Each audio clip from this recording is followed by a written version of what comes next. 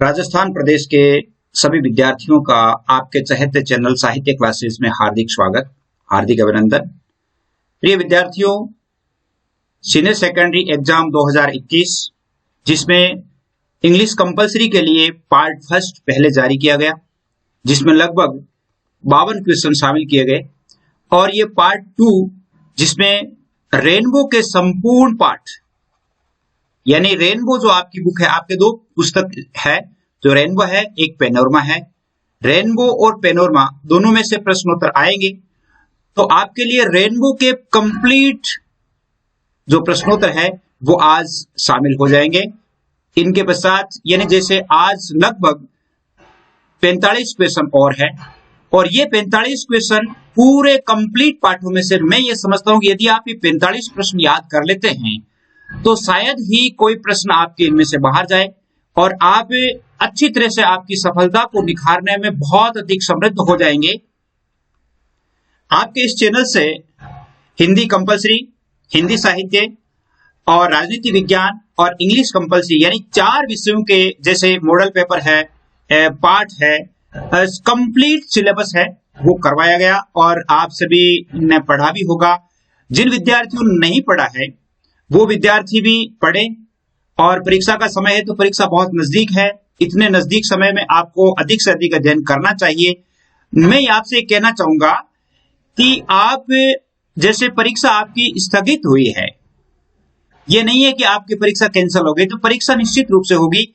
थोड़े दिन आपको और मिला है, तो इसके लिए आपको अधिक से अधिक मेहनत करनी चाहिए ताकि आपके जो कमी रह गई थी उस कमी को अच्छी तरह से सुधार सके। और उसी के लिए मैं ये सोचता हूं कि आपके लिए इंग्लिश कंपलसरी का ये जो 2 लेसन अपलोड कर रहा हूं, यानी ये आज पार्ट 2 और पार्ट फर्स्ट, ये दोनों यदि आप अच्छी तरह से देख लेते हैं, अच्छी तरह से याद कर लेते हैं, तो इंग्लिश में इंग्लिश के जो प्रश्नोत्तर के हैं वो एक भी गलत नहीं होगा।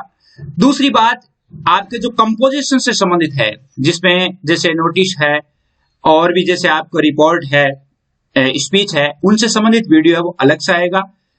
उसके लिए तीसरा वीडियो जारी होगा, और फिर इंग्लिश के टोटल सिलेबस है वो आपके लिए हो जाएगा। फिर एक मॉडल पेपर भी जारी करेंगे शीघ्र ही। तो आप सभी की सुविधा के लिए व्हाट्सएप ग्रुप का निर्माण भी किया गया है, जिसके नंबर आगे वीडियो में दिए गए हैं, और वहां पर आप अपना रजिस्ट्रेशन करवा सकते हैं। इसके अलावा आप ये साहित्य क्लासेज चैनल का सर्च करके, साहित्य क्लासेज चैनल को सर्च करके भी आप वहां तक पहुंच सकते हैं, और साहित्य क्लासेज चैनल में आप वीडियो में जो लिस्ट बनी हुई है उन लिस्टेज में जाकर के, और जैसे हिंदी, अंग्रेजी, पॉलिटिकल, हिंदी साहित्य, इनसे संबंधित जो जितने भी वीडियोज है उनका अध्ययन आप कर सकते हैं। तो आज की जो क्वेश्चन बैंक है बहुत ही इंपॉर्टेंट है, और मैं ये समझता हूं कि आप निश्चित रूप से इनको याद करें, व्हाट्सएप ग्रुप में ऐड हो जाए, और व्हाट्सएप ग्रुप में डेली कोई ना कोई लेसन है वो डाला जाता है। एजुकेशन से संबंधित जितने भी जो सूचना मिलती है वो सारी सूचनाएं भी आपको प्रेषित की जाती है, तो आप अधिक से अधिक जुड़े। आगे इसमें नंबर दिए हुए हैं, तो आइए चलते हैं आज के प्रश्नों की तरफ। देखिए, पहला ही प्रश्न देखिए, why did mister Malik agree to make the store a little bigger, यानी मिस्टर मलिक जो है वो उस भंडार घर को थोड़ा बड़ा क्यों बनाना चाहते थे, बड़ा क्यों बनाना चाहते थे।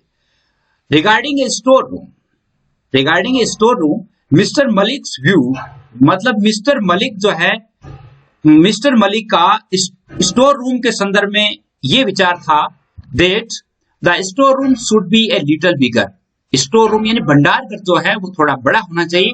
If it is so one can move about the Trunks more freely, यानी उसमें से चीज जितने भी जो वस्तुएं हैं, इसमें से जो चीजें हैं उनको आदमी है स्वतंत्रता पूर्वक उसे उठा सके, इधर उधर रख सके।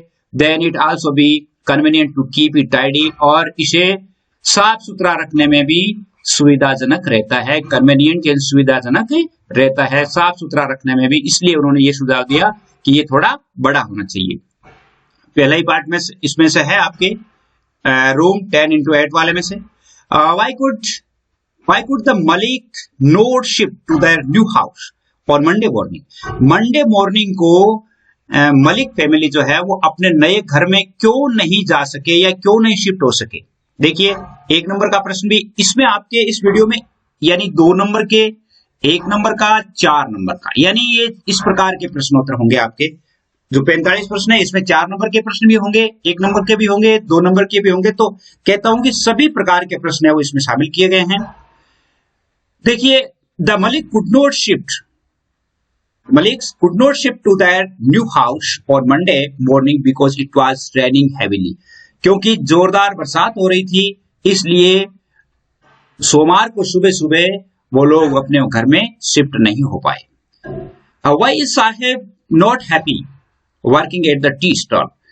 यानी टी स्टॉल पर, चाय के ढाबे पर काम करके साहेब खुश क्यों नहीं था? इसका उत्तर होगा साहेब इज नॉट हैप्पी। अब देखिए, जिस टेंस में प्रश्न है उसी टेंस में उत्तर देना है। देखिए, इसमें ये प्रेजेंट में है तो ये प्रेजेंट में उत्तर है, ये देखिए कुड में है तो इसका उत्तर भी कुड में ही है। तो हमें जिस टेंस में है उसी टेंस में हमें उत्तर देना है। Saheb is not happy working at the tea stall because here he has lost his freedom. Saheb जो है वो टी स्टॉल पर काम करके इसलिए खुश नहीं है क्योंकि यहां पर वह अपनी स्वतंत्रता को खो चुका है। फ्रीडम यानी स्वतंत्रता, लॉस्ट यानी खो चुका है। Now he is no more the master of himself. अब वह अपनी मर्जी का मालिक नहीं है। अर्थात जब वो जैसे कूड़े करकट में पैसे ढूंढता था तो उस समय तो वो स्वयं का मालिक था कि कितने समय काम करना है, कब करना है, क्या करना है, वो उसकी मर्जी का काम था। लेकिन अब उसकी मर्जी नहीं थी। He feels like a slave. अब वह दास की तरह महसूस करता है। And this has taken away his happiness. और जिसने उसकी खुशियां को छीन लिया है, यानी वो अब खुश नहीं है। बहुत ही सिंपल उत्तर है, आपको लिखने हैं। What happens when the Bengal maker in Firozabad try to get organized for their tribes? जब फिरोजाबाद में चूड़ी बनाने वाले अपने अधिकारों के लिए कोई संगठन बनाने की कोशिश करते हैं तो क्या घटना घटित होती है, क्या होता है? When these people try to get organized for their rights, जब वे अपने अधिकारों के लिए संगठित होने का प्रयास करते हैं, प्रयास करते हैं, they are hold up by the police, तो उन्हें पुलिस के द्वारा घसीट लिया जाता है। होल्ड अप, घसीट लिया जाता है। Beaten and dragged to jail for doing something illegal, यानी उसे पुलिस के द्वारा पकड़ लिया जाता है और उन्हें पीटा जाता है तथा उन्हें जेल में डाल दिया जाता है कुछ अनैतिक काम करने के लिए, अवैध काम करने, फॉर समथिंग इलीगल, यानी अवैध काम करने के लिए। The evil powers in society don't let them arise voice for their betterment. अपने अच्छे के लिए ये जो असामाजिक शक्तियां हैं, वो उन्हें अपनी आवाज को, यानी अपने अधिकारों के प्रति या अपने अधिकारों के प्रति आवाज उठाने के लिए समाज की आताताई शक्तियां उठाने नहीं देती है। इविल पावर्स जो है, बुरी ताकतें जो है, उन्हें दबाए रखती है। अगला प्रश्न देखिए, व्हाट डू नो अबाउट साहेब? साहेब के बारे में आप क्या जानते हैं? प्रश्न आ सकता है, बहुत इंपॉर्टेंट है। Saheb was a poor boy. Saheb एक गरीब लड़का था। He belong to a family of rag pickers, और वह कचरा बीनने वाले परिवार से संबंधित था। And lived in a very unhygienic conditions, और बहुत ही अस्वच्छ स्थितियों में रहता था, यानी जहां वो यूं कह सकते हैं झुग्गी झोंपड़ियों में रहता था। Every morning he would scrounge for silver coin in the garbage dumps, और प्रतिदिन हर एक सुबह वह गैबेज डंप्स का कूड़ा करकट में वह रुपए पैसे ढूंढने के लिए जाया करता था। He had nothing else to do, इसके अलावा वो कुछ भी नहीं करता था, मतलब इसके अलावा वो कुछ भी नहीं करता। और हर सुबह वह क्या करने के लिए जाता था? कॉइन ढूंढने के लिए, यानी कूड़े करकट में अपनी रोजी रोटी ढूंढने के लिए, या यूं कह सकते हैं कि कुछ सिक्के ढूंढने के लिए जाया करता था। What does Mukesh want to become in life? Mukesh अपने जीवन में क्या बनना चाहता था, क्या बनना चाहता है? Mukesh does not want to be a bangle maker like his father. Mukesh अपने पिता की तरह एक चूड़ी बनाने वाला नहीं बनना चाहता है। He wants to be his own master, वह खुद का मालिक बनना चाहता है। So he wants to become a motor mechanic in his life, वह अपने जीवन में एक मोटर का मिस्त्री बनना चाहता है, मोटर मैकेनिक बनना चाहता है। He has the courage to do something different from his tradition, वह अपनी परंपरा से हटकर के कुछ काम करने का साहस रखता है। ही हैज करेज मतलब साहस, वह अपनी परंपरा से हट करके कुछ भिन्न करने का साहस रखता है, ट्रेडिशन यानी उनकी परंपरा। Why does the author compare Saheb and his friends to the morning birds? लेखिका ने साहेब को और उसके दोस्तों को प्रातःकालीन पक्षियों से क्यों तुलना की है? उनकी तुलना प्रातःकालीन पक्षियों से क्यों की है? तो इसका उत्तर होगा the author compare Saheb and his friends to the morning birds.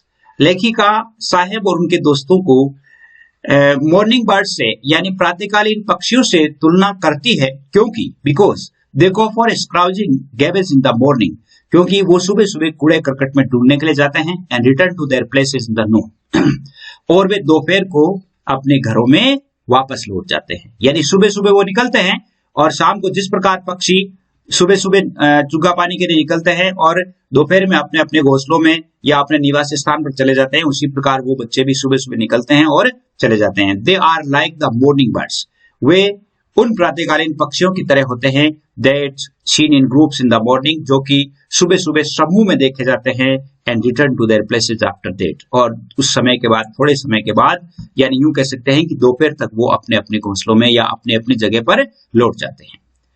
Why is cortisol good for our body? यानी जो कॉर्टिसोल हार्मोन जो है वो हमारे शरीर के लिए अच्छा क्यों होता है? कॉर्टिसोल हार्मोन जो है वो हमारे शरीर के लिए अच्छा क्यों होता है? Cortisol is a hormone, cortisol एक हार्मोन है। It is considered good for normal levels. यह जब नॉर्मल लेवल में होता है यानी सामान्य स्थिति में होता है तो अच्छा माना जाता है। It is because it helps maintain the body active, क्योंकि ये हमारे शरीर को क्रियाशील बनाए रखने में सहायता करता है, and healthy bye regulating metabolism and blood pressure, हमारे जो रक्तदाब को ठीक रखता है, हमारे जो पाचन क्रिया है उसे ठीक रखता है, and effort should be maintain cortisol active, और जो है हमें कॉर्टिसोल को हमेशा एक्टिव यानी क्रियाशील रखने के प्रयास करने चाहिए। अगला प्रश्न देखिए, what is the result of rest and renew in our body? हमारे शरीर में रेस्ट, विश्राम और पुनर्नवीकरण का क्या परिणाम होता है? Rest and renew is also called relaxation response, यानी राहत प्रतिक्रिया के नाम से इसे जाना जाता है। It is the action of parasympathetic nervous system, और यह एक प्राणुकंपी तंत्रिका तंत्र होता है।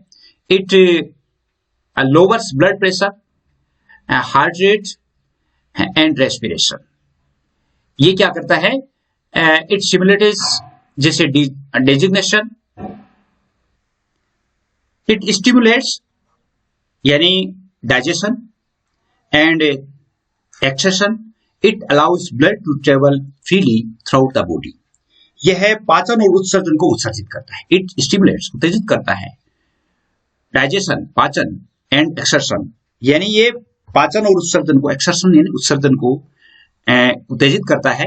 It allows blood to travel freely, और यह रक्त संचार को सभी अंगों में प्रवाहित, रक्त अंगों में क्या है, जैसे रक्त संचार को हमारे शरीर के अंगों में प्रवाहित होने के लिए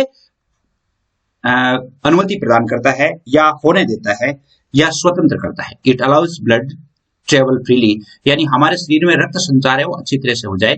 कहने का अर्थ है कि रेस्ट एंड रिन्यू, यानी रेस्ट एंड रिन्यू जो है वो हमारे शरीर में किस प्रकार काम करता है, इसका मतलब है कि इज कॉल्ड रिलैक्सेशन रेस्पॉन्स। इसको रिलैक्सेशन रेस्पॉन्स के नाम से जाना जाता है। और it is the action of parasympathetic nervous system, यह प्राणुकंपी तंत्रिका तंत्र होता है। It lovers blood pressure, heart rate and respiration, ये हमारे रक्तदाब को, हमारे हृदय की धड़कनों को और हमारा जो रेस्पिरेशन है, हमारा जो सांस प्रश्वास है, इसे भी कंट्रोल में रखता है। इट स्टिमुलेट्स डाइजेशन, और ये हमारे खान पान यानी हम कह सकते हैं कि डाइजेशन पाचन और हमारे उत्सर्जन को भी स्टिमुलेट करता है, यानी ये उत्तेजित करता है। It allows blood travel freely throughout the body, यानी पूरे शरीर में हमारे रक्त को स्वतंत्र रूप से बहने देता है। तो रेस्ट एंड रिन्यू से क्या है कि हमें इस प्रकार मिलता है, यानी इसका थोड़ा अनुवाद हमें होना जरूरी है।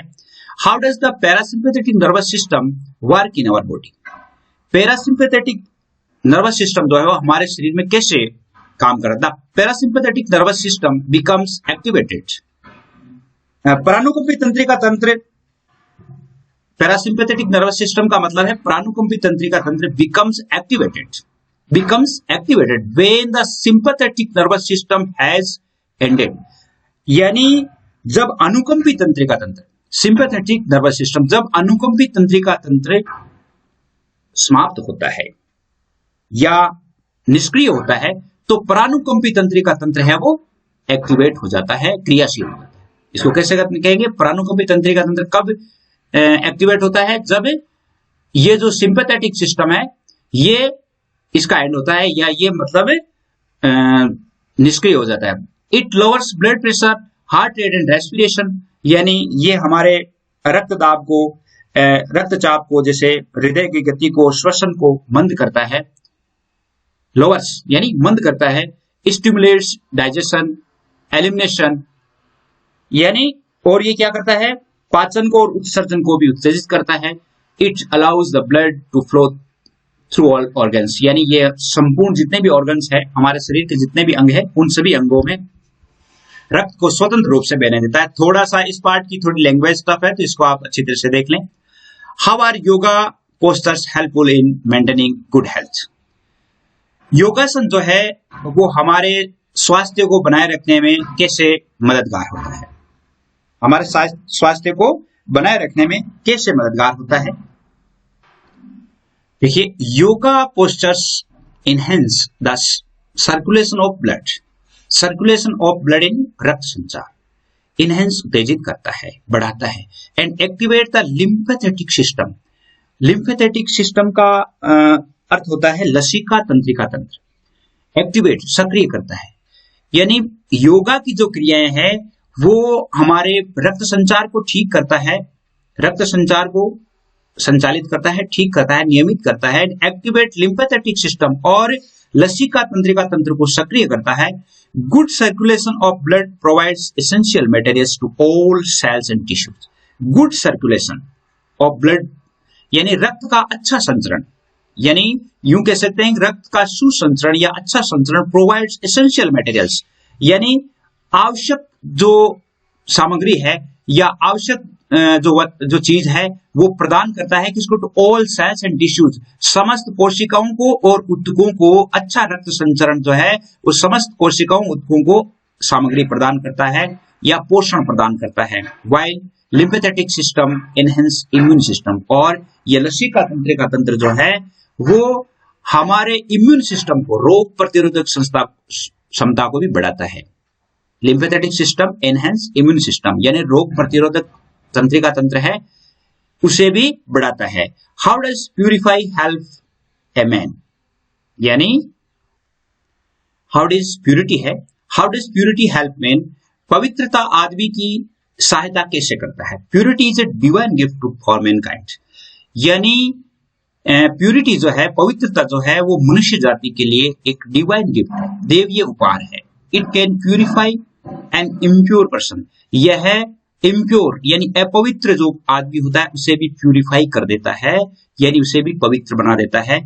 Evils runs away in presence of purity, पवित्रता की उपस्थिति में, प्रेजेंस यानी उपस्थिति, प्रेजेंस यानी प्यूरिटी की उपस्थिति में, पवित्रता की उपस्थिति में बुराइयां दूर हो जाती है। As darkness disappear in the presence of sunlight, जिस प्रकार सूर्य की रोशनी में अंधेरा दूर हो जाता है उसी प्रकार पवित्रता की उपस्थिति में सारी की सारी बुराइयां दूर हो जाती है।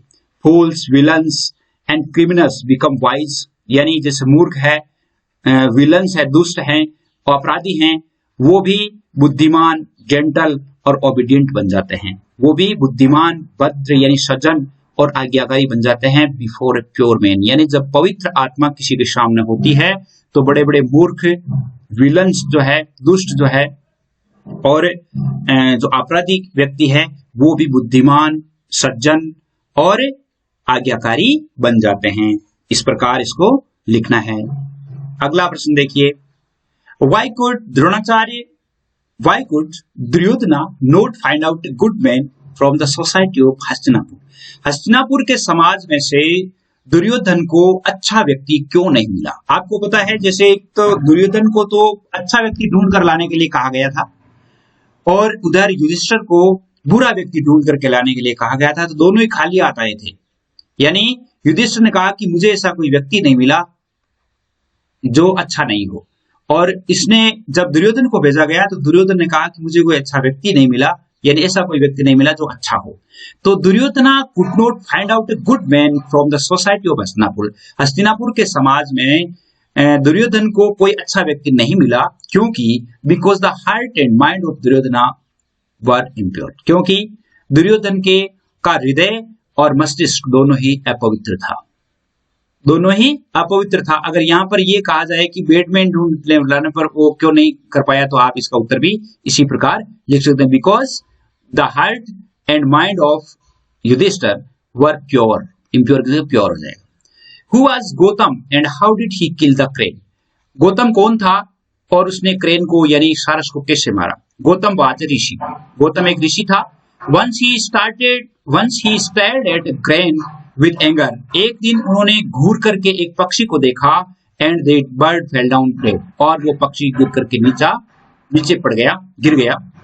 At this, इस पर he thought himself very powerful, और इस पर उसने महसूस किया कि मैं बहुत ही शक्तिवान हो गया हूं, and feeling of pride developed in him, इससे उसके मन में है वो अहंकार या घमंड है वो विकसित हो गया। How did a housewife root out the pride of Gotama? Gautama के या गौतम ऋषि के घमंड को एक गृहिणी ने किस प्रकार तोड़ डाला। When Gotham had killed the bird with his angry gaze, जब एक क्रोधित नजर से गौतम ने एक पक्षी को मार दिया था, this event created pride in Gotham, और इस घटना से गौतम के मन में घमंड उत्पन्न हो गया, घमंड आ गया। आफ्टर दिस, और इसके पश्चात he went to nearby village to have arms, और वह इसके पश्चात वह गांव से भिक्षा लाने के लिए गया। आर्म्स का मतलब होता है भिक्षा। When the house lady got late to come out, जब गृहिणी बाहर से आवाज लगाई और गृहिणी जो है वो आने में थोड़ी देर हो गई, गौतम बिकेम एंग्री, गौतम जिस पक्षी पर जैसे वो एंग्री हुए थे, क्रोधित, उसी प्रकार क्रोधित हो गए। At this she said that she was not a crane, और ये देख करके उस गृहिणी ने कहा कि वह कोई वो सारस पक्षी नहीं है जिसको देखते ही मार दिया गया था, अर्थात नजर से मर गया था। Hearing this, Gautam got surprised and humbled, ये सुन करके गौतम को आश्चर्य हुआ और वो बहुत ही विनम्र हो गए, यानी उसके घमंड को तोड़ा गया। What is the author's opinion about half educated persons? लेखक के अनुसार अर्धशिक्षित व्यक्तियों के बारे में क्या विचार है। अबाउट हाफ एजुकेटेड पर्सन्स, अर्धशिक्षित व्यक्तियों के बारे में the author expresses his opinion, अपने विचार व्यक्त करता है, that they read only for their amusement, वो किसी भी पुस्तक को अपने मनोरंजन के लिए पढ़ते हैं। He believes that it is so because, वह विश्वास करता है कि ऐसा इसलिए है, they are incapable of appreciating the deeper qualities, कि वे गहन जो क्वालिटीज है, अर्थात गहन जो गुण है, अच्छे जो गुण है, उनको धारण करने में वो इनकेपेबल होते हैं, अयोग्य होते हैं। That belong to really great literature, जो कि एक महान साहित्य से संबंधित होते हैं। महान साहित्य के जो गुण होते हैं, उन गुणों को धारण करने में, अप्रिशिएट करने में वो इनकेपेबल होते हैं, अयोग्य होते हैं। इसलिए हाफ एजुकेटेड पर्सन्स को के बारे में उनके विचार है। आगे देखिए, why has reading for mere amusement been compared to narcotic. देखिए, why has reading more amusement, mere amusement, केवल मनोरंजन के लिए पढ़ना, इसको नशीले पदार्थ से क्यों तुलना की गई है। मनोरंजन के लिए पढ़ने को नशीले पदार्थ से, नार्कोटिक नशीले पदार्थ से क्यों तुलना की गई। Reading for mere amusement has been compared to a narcotic, नशीले पदार्थ से मनोरंजन को नशीले पदार्थ से इसलिए तुलना की गई है, because both help person just to pass time, दोनों ही एक व्यक्ति के समय को व्यतीत करने का साधन बनते हैं, समय को पास करने में, समय को व्यतीत करने में सहायता करते हैं। Both destroy all capacity of thought in him, और दोनों ही व्यक्ति में सोचने की शक्ति को डिस्ट्रॉय कर देते हैं, नष्ट कर देते हैं, and leave the deeper feelings and higher faculties of preparation unemployed. और ये क्या करते हैं, आंतरिक भावनाओं और ज्ञान की उच्च स्तरीय शक्तियों को बेकार छोड़ देते हैं। ज्ञान की आंतरिक भावनाएं लीव छोड़ देते हैं, डीपर फीलिंग्स आंतरिक यानी भावनाएं, हायर फैकल्टीज उच्च स्तरीय, प्रिसेप्शन अनएम्प्लॉयड यानी उनको क्या करते हैं, भावनाओं और ज्ञान की उच्च स्तरीय शक्तियों को बेकार छोड़ देते हैं। What is the real test of great book, बहुत ही इंपॉर्टेंट प्रश्न है, बहुत ही इंपॉर्टेंट प्रश्न है। The real test of great book is that the people want to read it. एक पुस्तक की महान परीक्षा ये होती है, वास्तविक परीक्षा ये होती है कि पुस्तक को व्यक्ति बार बार पढ़ना चाहे। They want to read it the second time more than they did the first time. जिस प्रकार पहली बार से दूसरी बार अधिक पढ़ना चाहे, इन एवरी एडिशनल रीडिंग यानी प्रत्येक अतिरिक्त पढ़ाई में it unfolds its newer meaning in and beauties, और प्रत्येक बार जब जब उसे पढ़ा जाता है तो यह व्यक्ति के लिए एक नया अर्थ और नया सौंदर्य प्रदान करती है। अगला प्रश्न देखिए, why did Gandhi ji not agree to proceed Champaran with Rajkumar Shukla immediately. Rajkumar Shukla के साथ तुरंत ही गांधी जी है वो चंपारण के लिए रवाना क्यों नहीं हुए। Gandhi ji did not agree to proceed to Champaran with Rajkumar Shukla immediately यानी तुरंत ही राजकुमार शुक्ला के साथ गांधी जी रवाना नहीं हुए, because he had an appointment इन कानपुर, क्योंकि उनके पास कानपुर के लिए अपॉइंटमेंट था, कानपुर के लिए वो बिजी थे। He was also committed to going to other parts of India यानी उसे भारत के अन्य भागों में भी भ्रमण करना था। He could not miss these already fixed appointments और वह पहले से नियोजित कार्यक्रम को खोना नहीं चाहते थे, यानी उनका जो नियोजित कार्यक्रम था उसे मिस नहीं करना चाहते थे। Why was Gandhi not allowed to draw water from the well at Rajendra Prasad's house in Patna? Patna में राजेंद्र प्रसाद के घर में गांधी जी को उनके नौकर के द्वारा पानी निकालने की अनुमति क्यों नहीं दी गई। Gandhi ji was not allowed to draw water from the well in Rajendra Prasad house in Patna। Rajendra Prasad के घर पटना में गांधी जी को उनके घर में कुएं से पानी निकालने की अनुमति नहीं दी गई, क्योंकि ताकि lest some drops from his bucket should pollute the entire source, क्योंकि उनका ये मानना था कि उनकी बकेट से, उनकी बाल्टी से पड़ने वाली जो बूंदे हैं वो पूरे के पूरे सोर्स को, पूरे के पूरे हौज को या पूरे के पूरे कुएं को प्रदूषित कर सकती है। His servant thought that he could be untouchable, और उसके नौकर ने यह सोचा कि वह भी अनटचेबल है यानी वह भी अछूत है, ये उन्होंने सोच करके, और he did not permit him यानी उसने उसे परमिशन नहीं दी। अगला देखिए, what did Gandhi ji do after knowing the miserable condition of farmers in Champaran. देखिए यहाँ पर आपके सुविधा के लिए 9610208295 पर व्हाट्सएप ग्रुप का निर्माण किया गया है, यहाँ आप एडजस्ट हो सकते हैं। What did Gandhi ji do after knowing the miserable conditions of the farmers at Champaran. Champaran में किसानों की दयनीय दशा को देख करके गांधी जी ने क्या किया। First, Gandhi ji visited the secretary of British landlords, यानी ब्रिटिश भूस्वामियों का जो सचिव था उसके पास सबसे पहले उन्होंने भ्रमण किया। Landlord association who gave him no information, जिसने उन्हें किसी प्रकार की कोई सूचना नहीं दी। लैंडलॉर्ड्स एसोसिएशन जो था, भूस्वामियों का जो संगठन था, उसके जो सेक्रेटरी थे वो अंग्रेज अधिकारी था और उससे मिलने गए और उन्होंने इसके संबंध में कोई सूचना नहीं दी। Then he called on British official commissioner, और इसके बाद उन्होंने ब्रिटिश जो ऑफिशियल कमिश्नर है उसे कहा ऑफ द तिरहुत डिवीजन के लिए कि यहाँ पर ये क्या समस्या है इसको देखा जाए। Who proceeded to bully him, और bully him का अर्थ है उन्हें धमकाया, यानी proceeded to bully him। He then went to Motihari, तब वे मोतिहारी गए विद सेवरल लॉयर्स, कई वकीलों से मिले, एंड कंटिन्यूड हिज इन्वेस्टिगेशन, और उन्होंने अपनी जांच को जारी रखा। Why did Gandhiji agree to settlement of 25% refund to the peasants? किसानों के लिए 25% सेटलमेंट पर ही गांधी जी क्यों सहमत हो गए? The British landlords offered to make 25% refunds to the peasants. British भूस्वामी जो थे, लैंडलॉर्ड्स जो थे, उन्होंने ये कहा कि हम 25% जो रिफंड है वो किसानों को दे देंगे।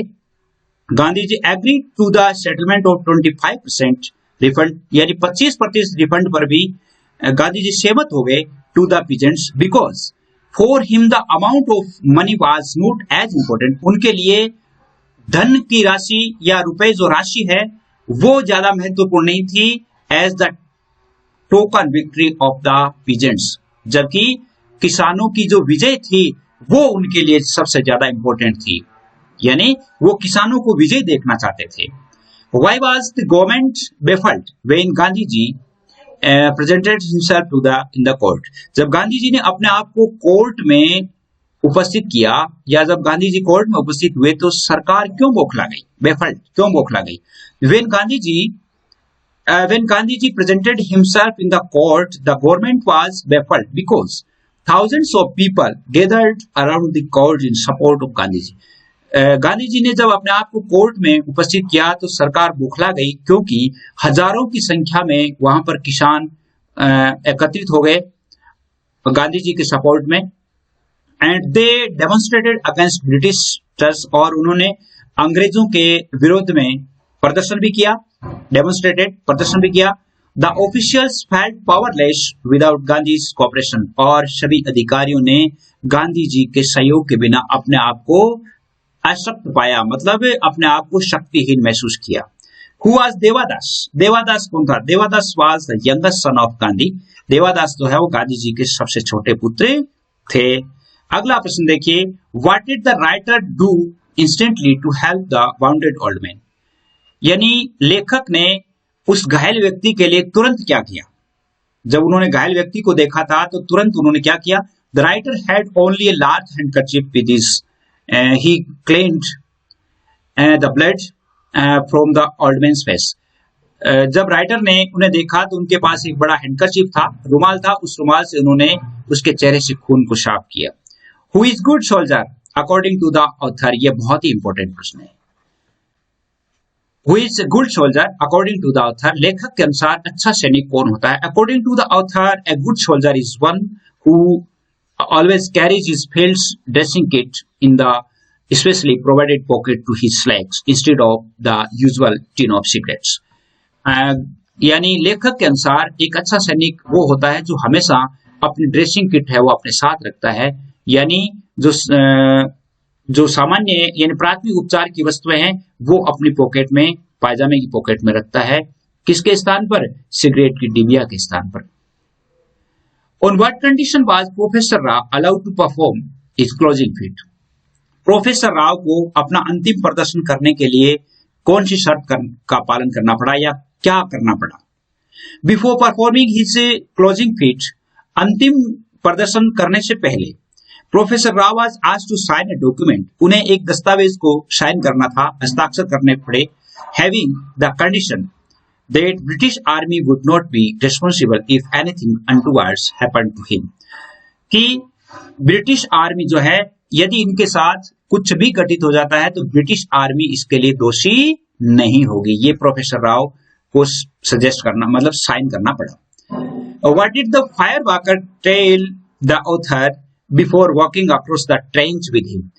फायरवॉकर यानी अग्नि में चलने वाले आदमी ने अग्नि में चलने से पहले यानी उस खाई में चलने से पहले लेखक को क्या कहा? Before walking across the trench with him, अपने साथ खाई में चलने से पहले। द फायरवॉकर टोल्ड द ऑथर, फायरवॉकर ने यानी आग में चलने वाले उस व्यक्ति ने लेखक को बताया कि put aside of his fear, यानी अपने डर को दूर कर दें। And while putting aside his boots, यानी उससे जब वो अपने बूट खोल रहा था तो उसने कहा कि अपने डर को भी यहीं छोड़ दें। The fire would not harm him, अग्नि उसे कोई नुकसान नहीं पहुंचाएगी। And then he should close his eyes, और उसे अपनी आंखें बंद कर लेनी चाहिए। And think hard about the peaceful English condition, और उसे इंग्लिश यानी अंग्रेजों के या इंग्लैंड के उस देहाती इलाके को या शांत इलाके को अपने दिमाग में लाना चाहिए। Why had the old Indian not suffered too greatly in the attack on him?